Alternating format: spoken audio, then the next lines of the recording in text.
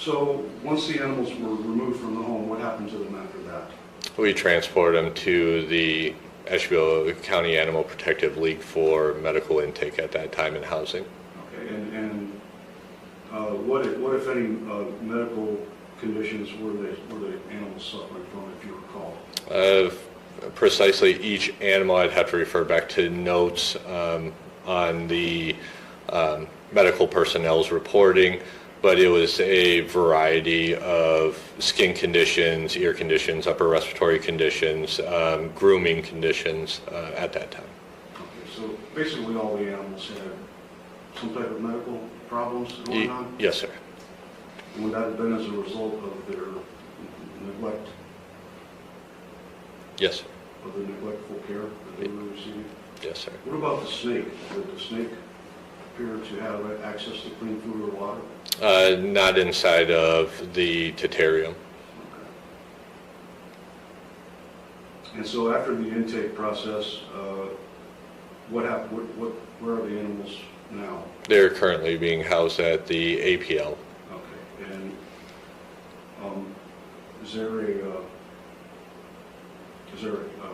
care bond that's coming to play yet? We would be asking for the court to implement that at the conclusion of the hearing. Okay, and if you know, how much per day does it cost per animal to keep these animals at the APL? Their standardized care is $15 a day per animal. Okay. And when you encountered the animals, was a notice left at the residence? Yes, sir. Okay. It was hand delivered, or it was signed by each individual, and one copy was submitted for all three individuals.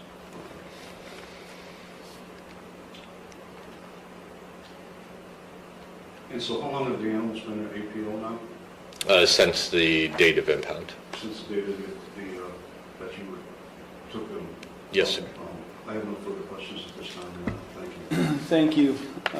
Stephanie Mull, do you have any questions for the dog warden?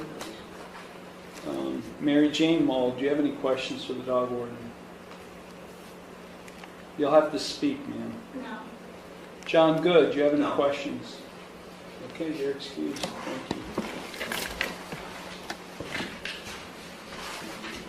Thank you. Thank you. Now, that's all the evidence I intend to present, and I would move to admit those exhibits as evidence. Have they seen these exhibits? I don't. Can you We show have. them these exhibits?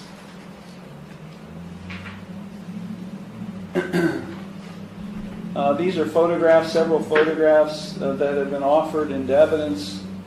I'll ask you, Ms. He Mull. wasn't trying to get water. Okay, hold on. You'll have a chance to test. I already know. Because You'll have a chance. Hold on. I mean, this is. I took the best for these. They're like my baby. Okay. I treat him and have water. He overdrinks water, so he can't have fresh water all the time. When he gets thirsty, you have to refill it because he will drink 2 gallons of water. Give me the documents back. Give me the documents back. I will admit these exhibits A, B, C, D, E, F, G, H, I, J, K, L, M, and N into evidence. Okay. State of Ohio is rested. Yes, sir. Thank you. Do any of you wish to testify in this case? I'll first start with Stephanie Mull. I would like to at least say... Okay, raise your right hand. Raise your right hand. Do you solemnly swear or affirm that the testimony you're about to give is the truth, the whole truth, and nothing but the truth, so help you God? I do. Okay, go ahead. I know our house was bad, but the problem is we have all been in a very bad mental state. My husband committed suicide on October 28th. We have been in a very bad place mentally. When we go into, he did it in our home, so when we're in our home, we're very uncomfortable. I've been looking for a place for us to move for months.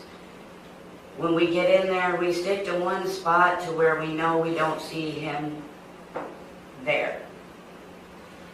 They've always got food and water. Yes, it's not the greatest with the bug condition, but the more I got it cleaned up, the more my youngest kids would just quit helping me.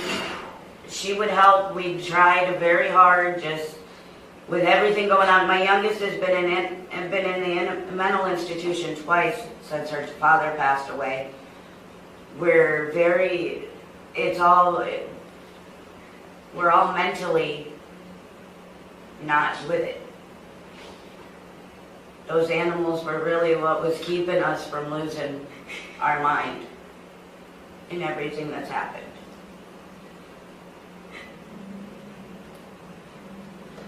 Okay. Anything else? No? Any questions, Mr. Lewis? Are you still residing at 327? No, we're in the process of moving out now. Okay. Where are you staying now? Well, right now my kids, my youngest two kids are with my cousin, and I'm looking for a place. Her and we're actually staying with friends or whatever, trying to find a place right now. Thank you. No further questions. Okay. Thank you, Ms. Mall. John Good, do you wish to offer any testimony? Yes. Raise your right hand. You solemnly swear or affirm the testimony you're about to give is the truth, the whole truth, and nothing but the truth, so help you God. So help me God. Okay, go ahead. After the first time the dog warden came, I was already on my way out. I haven't been living there for the last month, and the day that they showed up, I was actually there to get two of the dogs to remove them, and I was there to help. I was there to help them. That's why I was there.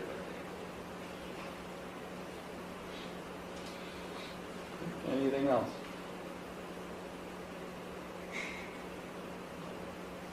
Any questions, Mr. Lewis? No, Your Honor. Thank you. Mary Jane Mull, do you wish to offer any testimony? Yes. Raise your right hand. Do you solemnly swear or affirm that the testimony you're about to give is the truth, the whole truth, and nothing but the truth, so help you God? Yes. Okay, go ahead. I busted my hands off that all the time. Ma'am, if I'm going to be able to hear you, I need to understand you, so you need to calm down so I can understand what you're saying. Okay. All right, let's talk about that. This final leg of the impoundment hearing in the case of Stephanie Mall, John Good, and Mary Jane Mall brought emotional weight to what had already been a sobering situation. After a full evidentiary presentation from the state, including graphic photo exhibits and testimony from officer, written confirming the animal's ongoing medical issues and neglect, the court turned to the respondents for their side of the story. What followed was deeply personal, raw, and in some moments, heartbreaking. Stephanie Mall was the first to speak.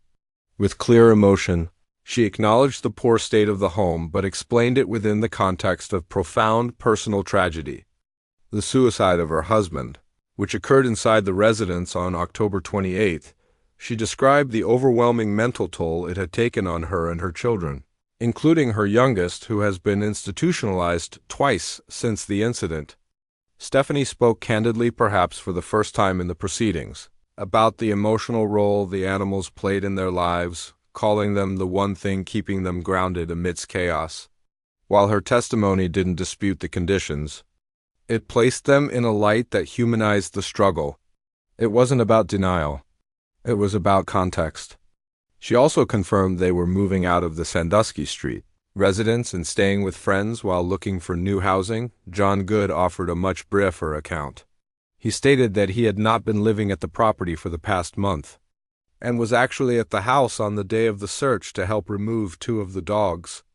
His testimony was simple, factual, and devoid of emotion, clearly intended to distance himself from the day-to-day care of the animals. Mary Jane Mall also wished to speak, though her statement was interrupted by the judge, who needed her to calm down to be understood. That moment encapsulated a lot raw emotion, clashing with the structured formality of court procedure. The atmosphere in the courtroom shifted from evidentiary to emotional, and Judge Iarocci kept things steady throughout. She allowed each person to speak, never cutting them off prematurely, and maintained a respectful tone despite the challenging subject matter. Law Director John Lewis handled the case with restraint, asking only minimal follow-up questions after. The testimony, the question looming over all of this, of course, was what happens next. The animals were confirmed to still be housed at the APL, racking up a daily cost of $15 per animal.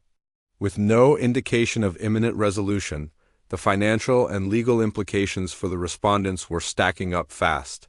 The state had clearly met its burden to show probable cause for impoundment, but the deeper takeaway here was the complexity behind the neglect. This wasn't a case of blatant malice, it was about a household overwhelmed by trauma and unable to cope, if you found this hearing insightful, consider subscribing, hitting the bell, and letting me know your thoughts in the comments below. I read every one,